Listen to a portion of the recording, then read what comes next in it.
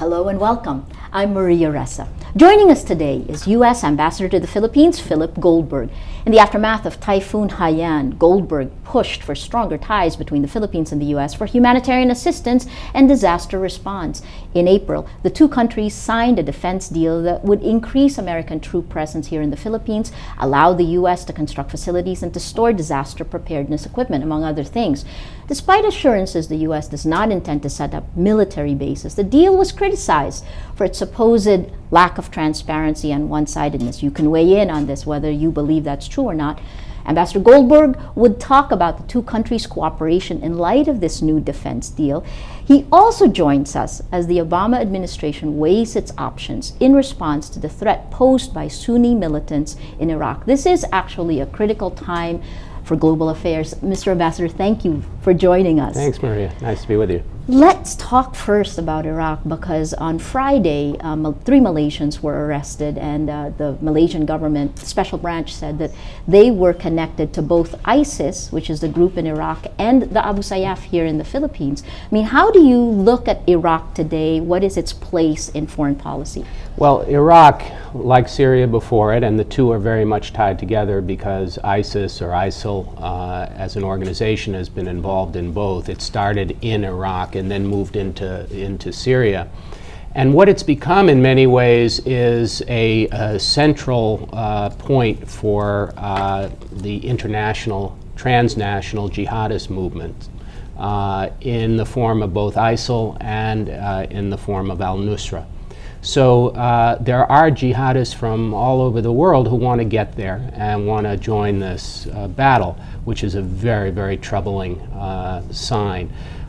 So that's really what is going on when you hear about a group here in East Asia having people who want to get to that front. That seems to be jihad central. Correct. Would you say, is it fair to characterize this as the latest mutation of the threat that brought 9/11, the threat that was once Al-Qaeda? Well, it's part of that threat. We've seen many different nodes. What's happened over time since the mid-2000s is that the senior leadership of Al-Qaeda has been decimated. The death of bin Laden, but more than that, the whole top echelon either being captured or killed. So the senior leadership has been weakened, but what you've seen is the group metastasize and like-minded groups form, some with the name Al-Qaeda, some, as is the case with the Islamic State of Iraq in the Levant, ISIL, ISIS, that are even more extreme than Al-Qaeda, so extreme that they've been kicked out of Al-Qaeda. So you've seen AQI, which was Al-Qaeda in Iraq, form into this ISIS group, ISIL. Then you have AQIM, which is Al-Qaeda in the Maghreb. You have Al-Shabaab in Somalia, which is loosely affiliated also with Al-Qaeda. You have Al-Qaeda in the Arabian Peninsula, AQAP. So you have a group of, and maybe you could add at this point Boko Haram in Nigeria, although they tend to be a little less transnational in their aspirations. So what you have is a senior leadership that has been very weakened, but still these nodes that have developed of Al-Qaeda groups or like groups that are still very active and very much of concern. And that's why so much of the world is today focused on Iraq, and why this has been a very troubling moment as ISIS, which went up into Syria to fight jihad there, are returning to Iraq, to their roots, with many foreign fighters in tow, including those who may be there from East Asia or other places in the world, including the United States. We were very concerned when we saw a video of an American, a young American, Abu Salah, who ended up in Syria and was involved in a suicide bombing. These are issues of concern because the same people who go in, if they're from a European or an American background, can travel more easily if they're not identified and known. So this has stirred quite a bit of concern in all quarters, not just in Washington, but around the world. Is it fair to say that ISIS is the most successful mutation of the threat of Al-Qaeda? No, I don't think that is, they're sort of in the news today. Okay. But what happened is that Syria became very much a central focus. So there were a lot of groups, including ISIS, that showed up in Syria. Not very welcomed by the locals, mind you, yes. either by the more moderate resistance in Syria or even the al-Nusra group, which is another al-Qaeda affiliate. Correct. And this one, the preferred al-Qaeda affiliate of the central leadership, the senior leadership that remains. So it's a situation where Syria became a central focal point for these groups and for international jihadists, people who just want to get to a fight, some of them not even understanding exactly what it is. But there are other groups as well. The Al-Qaeda in the Arabian Peninsula, AQAP in Yemen. AQAP in Yemen is the group that sent the underwear bomber to the United States, that has tried very hard to engage in transnational terrorism. And these terrorist groups, that's what is very much out there and we're looking at. I mentioned to you before we started the broadcast that the man under arrest in Belgium, in Brussels, for having killed, I think, 3 or 4 people at the Jewish Museum there, was someone who had returned from Syria, who had been fighting there.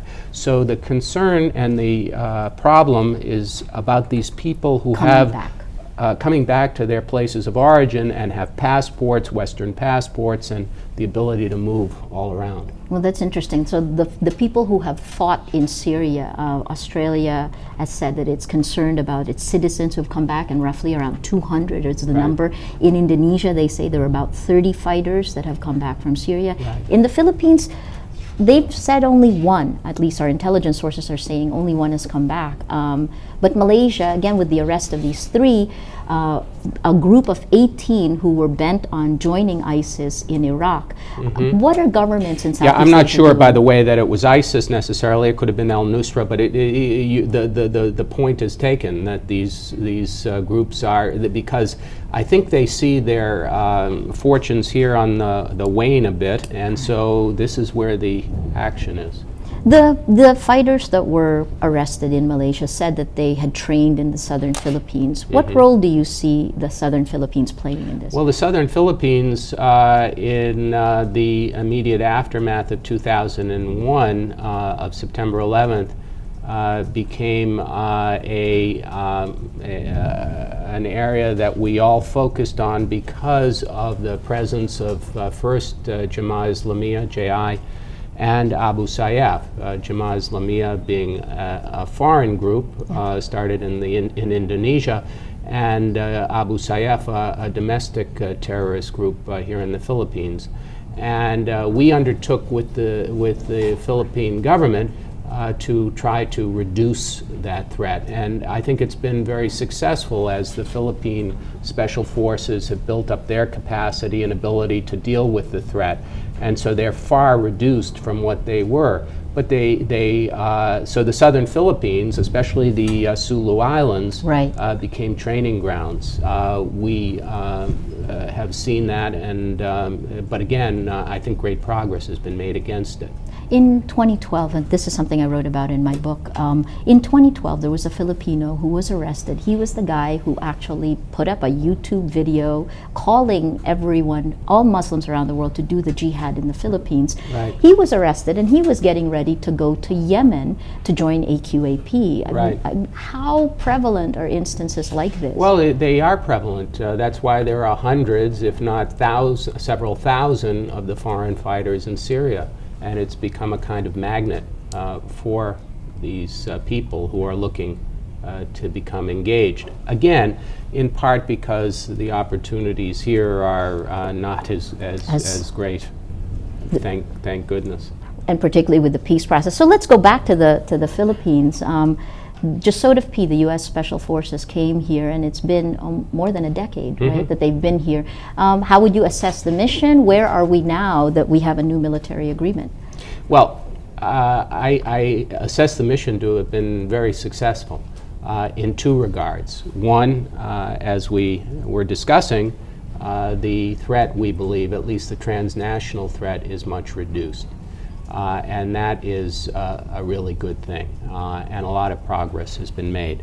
Number two, the ability and the capacity of the Philippine Armed Forces and the Special Forces has increased. And so we now believe we're at the point where we can now turn this over to the Philippines. It's not over yet, but more and more that's happening. And so the numbers of our people there has been reduced over time and will continue to be reduced. Do you see just sort of P closing shop anytime Well, it soon? won't close completely, I don't think, but it will. It has become reduced from what it was, and that's the proper way. The idea was that this was going to be a capacity building and training and assisting mission, and that's what it's been. It's not that we've done the fighting, it's the Philippines has done that. But we've helped, and that's the whole idea behind these kinds of assistance programs. So does that mean as Special Forces scale back that the command and control would go to PACOM, that it shifts more to the basis, to kind of the Philippine basis, to PACOM building a different kind of setup here? You're talking about two different things, maybe. One is what we have agreed to in the EDCA, the Enhanced Defense Cooperation Agreement. Yes, I spliced them together. And the other is a Special Forces right. And Special Operations mission. So they're similar in the sense that they both, in some ways, are designed to build capacity here and the right. ability of the Philippine military to handle these kinds of situations. And EDCA, in some ways, is going to be in different areas like humanitarian assistance and disaster relief and maritime security, in different ways, a similar kind of assistance to the Philippine Armed Forces. But in some ways, though, if you look at it, it can also seem like that's a response to the shifting threats in the region. I think that's a good point, because if you look at Mindanao and the islands, especially with the very hopeful Bangsamoro Agreement and with the let's call them internal domestic groups, the Moro groups, right. That if there, now that there is a peace agreement, that there'll be less space for these others to sort of congregate. And it's all part of a process. And as the Philippines faces new threats or new challenges, let's put it that way, they're less internally focused because of the progress that's been made in Mindanao and against these groups, and the peace agreement in the case of the MILF. And but maritime issues and HADR, humanitarian assistance, disaster relief, on the other, that are becoming more important and more of focus for the AFP. How does China, what role does China play in all of this? Well, China plays a role in the region. China is a very large economy, a very large country, a country that is growing in many ways, economically, militarily. It is here, and it is. There are obviously disagreements over South China Sea issues, China and the Philippines, China, Vietnam, China, Malaysia, yes. about claims there. And when we talk about maritime security and maritime domain awareness, some of the need to know what's going on in your space is because of that. But there are other reasons as well, illegal poaching and fishing. And so you want to know what's happening. After all, the Philippines is a maritime nation. It's an archipelago of 7,000 plus islands. So you need that capacity to know what's going on out there. And so that's the idea, that the threats and the challenges, the interests, are very much now different in 21st century, not 20th century. That makes a lot of sense. I mean, ASEAN itself, the Association of Southeast Asian Nations, is growing, well, forced to grow and having to deal with what to do with an aggressive China, even though they want to constructively engage China as always. Let me say about China that we all want good relations with China. China is a huge and important country. We all have important economic relationships with China. Lord knows the United States does. And we have a lot of trade, we have a lot of investment going both ways. The Philippines has a lot of trade. China is your third largest trading partner. Absolutely. And there's investment, again, in both directions. So we all want good relations with China. But as China rises, I think everyone also expects and wants China to conform to regional consensus, to also handle these kinds of issues in the South China Sea, West Philippine Sea, in a way that is consistent with international law, with rules, with diplomatic solutions like codes of conduct. And so that's what we're pressing. And we'll continue to press. But it's not something that we'd like to see for coercion and intimidation and that sort of approach to these problems to continue, and that's been the U.S. position. In addition to the fact that the United States is a Pacific power. Yes. And will be present in this region, and we have alliances in this region. I think the other way you can look at EDCA is not just in the capacity building, not just in the rebalance that the United States is present, but in the rebalance in the sense that we're renewing our alliances in the region, Japan and Korea and the Philippines, Australia. So all of that argues for a closer relationship, and that's what I think EDCA represents.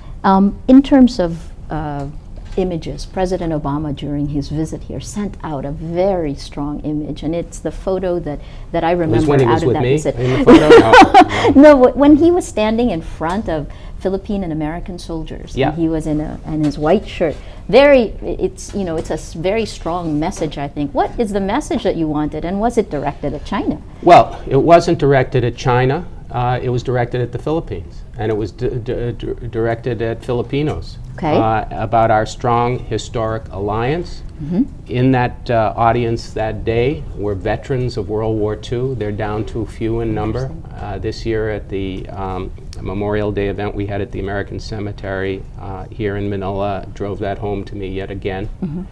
But the message was that the President of the United States was talking about our historic alliance, but also saying that we're now in 2014. We have new challenges, we have new opportunities, we have the ability to renew that alliance in a way that addresses those new challenges and new opportunities. And to the younger troops, after paying tribute to the World War II veterans, and there was a wonderful scene there when a 96-year-old nurse from Bataan who was there struggled to get up, and she did, and she stood there, and the president hugged her and kissed her. It was a wonderful moment. But the message was that our defense treaty and our alliance is ironclad, and that if the Philippines is attacked, it won't stand alone. And that was the message he delivered to the troops who are active today. It has a historic resonance and basis, but it is very much for the 21st century. A message to the Filipinos, absolutely, because everyone was looking to see whether he would give a strong support to the Philippines as he did in Japan. But it is also a message to China, and China did react the next day. One of the things that happened in the last decade or so before 9/11 was a situation of almost benign neglect in Southeast Asia for the United States. Do you see the pivot actually maintaining attention here when there is a whole world of so many different conflicts and possibilities? Yeah, I'm drawn to something that Secretary Kerry just said yesterday in talking about the Oceans Conference that he has in Washington at the moment. He said, in the next day or two, I'm going to be dealing with Iraq and Ukraine. I can't get away from it. But this issue of the environment and our oceans Yes. is so urgent. We need to do this. We can't just Yeah. put it off. The same is true with the rebalance Yes. to Asia. And he put it in the old expression, kind of a cliche at this point, that we can walk and chew gum at the same time. We have to do lots of things at the same time, and we can do it. So one of my jobs and my colleagues in the region and the PACOM and the PACOM commander is to keep an eye on this region and also keep Washington informed about opportunities and the way to go forward on the rebalance. This is also, though, a United States that no longer really wants to shoulder the global cop role by itself. I mean, we're seeing pressure, for example, in the United States now to act more decisively in Iraq. And President Obama actually is saying, let us consider our options. I mean, what's different about this United States now? What do you need from your allies? Well, I think if you look at the president's speech at West Point, you'll get a feel for how he looks at some of these issues. I mentioned to you earlier, Maria, that one of the issues in Iraq is not just ISIS. Yes. And its approach from Syria back into Iraq. It's also the fact that there is a general Sunni insurrection. Correct. That also includes some of the old Ba'athist soldiers, including I saw Izzat al-Duri, the highest-ranking Saddam Hussein-era official to survive the conflict, as well as the tribal leaders who were known, we called them the Sons of Iraq, who rose up and confronted al-Qaeda in Iraq. So all of those groups are dissatisfied with the direction of the central government in Baghdad. So what the president has said, our president has said, is that there has to be some political solution to this as well. In terms of where the United States is, I think what the president would like to do, what we'd all like to do, is to emphasize that we're still very active in the globe and around the world. And that the military solutions are not the only one. Yeah. We also have diplomacy, we also have assistance, we also have other methods of persuasion. So we haven't discarded military might if necessary to protect our interests, to protect our friends. That's what he said in the case of our treaty allies here in East Asia. But at the same time, that isn't the first resort, it's the last resort. Do you think Iraq, what's going on there and how quickly it dissolved, could this be Afghanistan all over again? I mean, is it back to the future? Well, Iraq already is and already had a conflict, and there was hope at the end of the conflict, and when we withdrew, that it would be able to be sustained. I think there are a lot of people who are very disappointed in the Maliki government and the way it has handled the various sectarian issues. And there clearly is a problem in Iraq that goes beyond ISIS.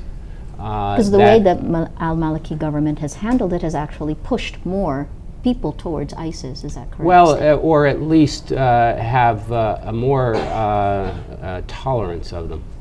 But I think ordinary Iraqis, Sunnis included, wouldn't have a very good view of them. But it's a delicate situation because you do have what has kind of deteriorated into a sectarian conflict. Yeah. With the Kurds controlling much of the north and the areas of traditional Kurdish influence, a central and west central Iraq with Sunni influence, and then Baghdad south, which is under Shia influence. And it looked like there could be an accommodation, and everybody in the West, anyway, were looking for accommodation from the Maliki government, and that doesn't seem to be what happened. How far is the U.S. prepared to go in this? Well, I think you've heard Secretary Kerry speak in the last day or so about examining our options, Right. and not discarding those options, including military options. I think that the president has made clear he wants to see something on the table with regard to these political issues, to make sure that what's done won't just exacerbate those problems. Correct. So I think that that's what's being worked on now, including discussions regionally and with our allies. Let me bring you back to the Philippines. The Philippines is in a strange place right now. We're in the middle of an anti-corruption scandal, a corruption scandal, and an anti-corruption fight. Where is that point where it is positive because we're doing it, and where it wrecks the institutions and gets rid of credibility for institutions like the Senate? Well, I think from the outside looking in, and I was very attentive during the World Economic Forum to listen to the various voices. I think you were there Yes. as well. And I think what I heard was almost completely positive. That from the outside, this looks very much like the Philippines dealing with very serious issues of corruption. And I know that the Aquino government has committed itself to doing that. And there are many indicators economically and other ways that there, including in perceptions among the public here, that that's been successful, although not 100% obviously. It's been incremental.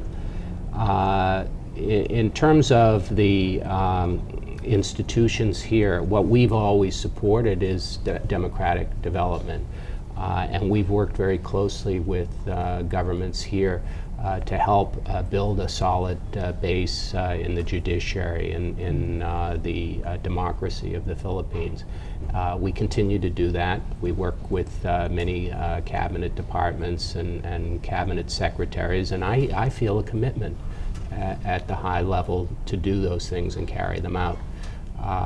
But I also understand that at a certain point, and the press tends to accentuate this, there tends to be a lot of mud being thrown in all kinds of directions. But I don't want to get too deeply involved in it. It's not it's a domestic issue and one that Filipinos have to handle. Let me throw some social media questions Okay. that are coming in. We're at the tail end of. Thank you so much for this. Barnes at @TN_Ken from Twitter. Should the Philippines take a part of TPP or Trans-Pacific Partnership? Why and why not? Well, it's up to the Philippines whether they want to join, and the government and political leaders and business leaders to have a discussion about that. I will say that from our point of view, TPP, if, as I expect, it goes ahead, Yes. there still are some challenges with our discussions with the first tranche of countries. Correct. But if it goes ahead, the Philippines doesn't want to be left behind. Yes. And that's true of many countries in the region that aren't in that first tranche. And as the region integrates more and more, there's ASEAN integration, there's more modernization of the economy. Some of the things that TPP would force might make sense for the Philippines. Some of the issues that you're talking about with charter change, Cha-Cha, Yes. might be involved in that. But those are decisions that ultimately Filipinos will make, not me. What do you make of AEC 2015? By December of 2015, the 10 ASEAN nations are supposed to try to form one economy. Yeah. What do you make of this? What I make of it is that it's a good effort, and it's an important effort. And I've heard mixed views about how far it will go. Yes. And the last I heard from someone I respect, and I won't name in the business world here, is that it'll probably be about 30% of what is expected. But I really I don't know myself. But I think that it's certainly the right direction, because again, the more the countries come together and are able to streamline but also conform their various economic and other Correct. programs, policies, the more growth there'll be. Well, one of the problems for countries like the Philippines and Indonesia is this foreign ownership, foreign direct ownership. Right. One of the presidential candidates, Jokowi, one of the front runners, actually said in Indonesia things that scared the foreign investors. How far along is the Philippines in this in terms of its protectionism and openness? Well, again, during the WEF that was here, I heard very good things, and the Philippines is clearly of interest now to the international business community. There are good growth rates. There's a dynamism that didn't exist before. Looking at a construction site across the way shows that. So I think that there's a lot of interest. But to actually get to the next stage, there also has to be a kind of condition-based groundwork for companies to come in and really think about investing. What are the big problems? amounts of money. What are the problems for Well, you mentioned one that I think the business community always raises, Yes. about land ownership. But even more than that, I think there are some other countries in the region that also have strict rules. Yes, yes. But It's even where national interests versus well, protecting. there's equity ownership in certain sectors of the economy. Right. That too.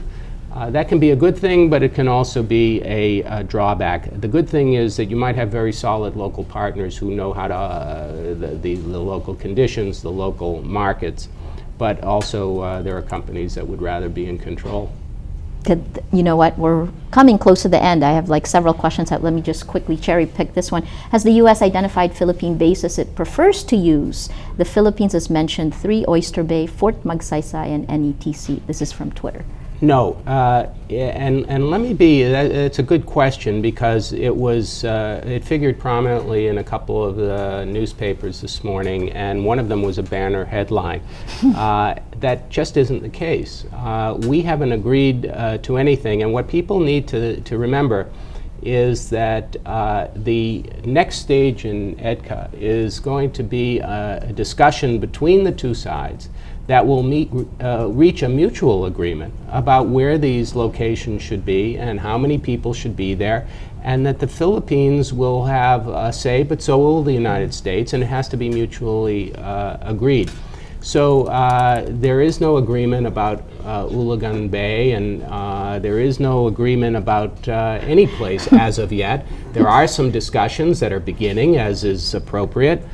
We won't sort of negotiate that in the media, because it should be done with discretion, as diplomatic discussions are. So when you're looking, what are you looking for? What does the U.S. want? Let's go back to the basics. Okay. EDCA is designed to do 2 things. One is to help the Philippines as it builds a minimum credible defense. And that includes maritime issues, humanitarian assistance, disaster relief, the kinds of things that have been talked about by the AFP, by the government, and maybe acquiring more materiel to help in that. And we'll be able to help as we have in the provision, as we did, of the Coast Guard cutters, now both working here. So that's part of it. Then the other part is the rebalance. Correct. Which means that the United States will be more present. We'll be able to help the Philippines and ourselves in pre-positioning and being ready for that next typhoon or other disaster. But to be more present in the region as a demonstration that this is the Asian Pacific century, and that the rebalance is part of it. And part of that, as I mentioned before, is the renewal of alliances, of which the Philippines is one. From Twitter, Cholo Talaba, U.S. and the Philippines, are there any plans of sharing equipment with Filipino troops? Well, we have. You already have. We have. Correct. Yeah. And then let me throw another one. By the way, we exercise a lot with the AFP. Balikatan just ended. Yep. There were several thousand U.S. troops here. This is in Fort Magsaysay, right? And then the one on the South There was China Sea. Magsaysay and the South China Sea, and so because this year it also had a maritime focus. Interesting symbolic. Well, we already exercise a lot. We emphasize interoperability, the ability of both sides to be able to use equipment, material together. And we have made the Philippines a priority in terms of excess defense articles. Like the Coast Guard cutters, we hope to have some more of that equipment that will come to the Philippines in not too long. What about nuclear? I mean, the U.S. has nuclear subs. Is that part of this agreement as well? Well, I heard the Philippine side, the negotiators discuss this on a program not long ago. I happened to be watching. And I thought that they answered it very well, which is that the agreement includes that provision. The possibility. Well, no, not about nuclear material on Philippine soil. It's just the opposite. There won't be, but that the Philippines doesn't oppose nuclear technology. So it's not a blanket statement about all nuclear-powered or any kind of vessel. So that was the way the Philippine negotiator put it. So let me leave it in his words. I have last two questions. One is mine and the other from social media. But on this one, I go back to the training in the southern Philippines, and I'm slightly fascinated with that because there was a Malaysian who was arrested a few months ago. These Malaysians who were arrested Friday said that they were training in the southern Philippines. Is this something that the U.S. will continue to help with as just sort of P edges out? Is there still significant training there?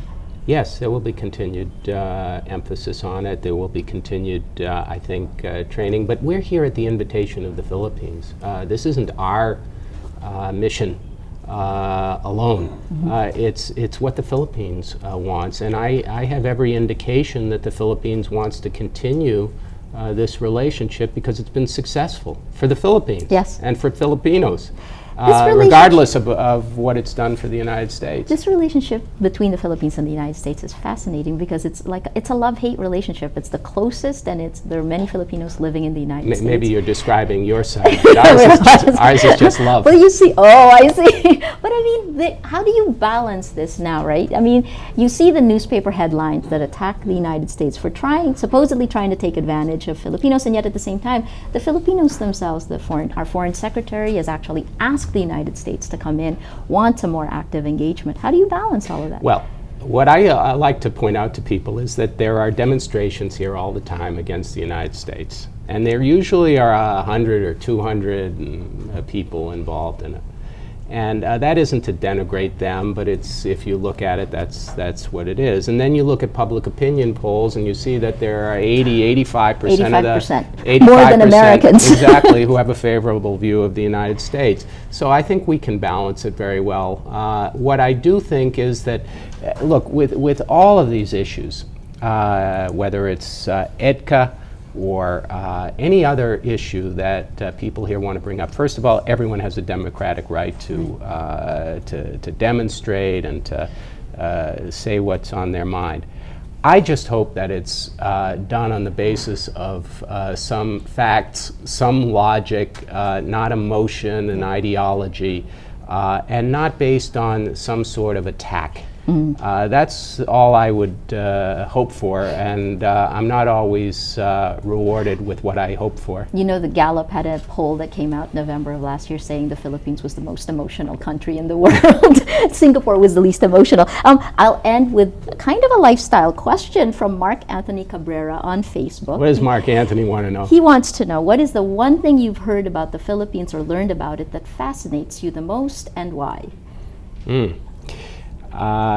That's a really good question. I find, what I'm really fascinated by is what you were just talking about, which is the connection between my country and the Philippines and how that's grown over time. And we were talking this morning about World War II, because there are commemorations coming up about the liberation of Manila, the landing at Leyte later this year. and the history about of what happened. And I have to say, from my point of view, having grown up on the East Coast of the United States, and my father, who spent 6 years in the Army during World War II, was in the European theater in Italy and Austria after the war. And so my whole kind of focus was and growing up during the Cold War, it was very focused about Europe, and so I studied about the Pacific Theater and knew some of we all knew about MacArthur and all of that, but I didn't know about these close links, and now that I'm here and I'm seeing it, and sort of the influence here, it's really fascinating. It's kind of a personal interest of mine. It's part of history. I think the other thing about the Philippines that I've noticed is that it's a little bit more diverse than people in the States might give it credit for, from the Muslim south to the mountains of the Central Cordillera. Right. I was walking. I mentioned to someone walking around Baguio, where we still have the famous summer residence, that walking among the pines and looking out, I couldn't believe I was in the Philippines. So there are all kinds of things that are interesting here, and I'm learning more and more each day I'm here. Thanks so much. Thank you for coming. We've been speaking with U.S. Ambassador to the Philippines, Philip Goldberg, about the ties between the Philippines and the United States and what's going on in Iraq, the crisis in Iraq, and how it affects us here in the Philippines. I'm Maria Ressa.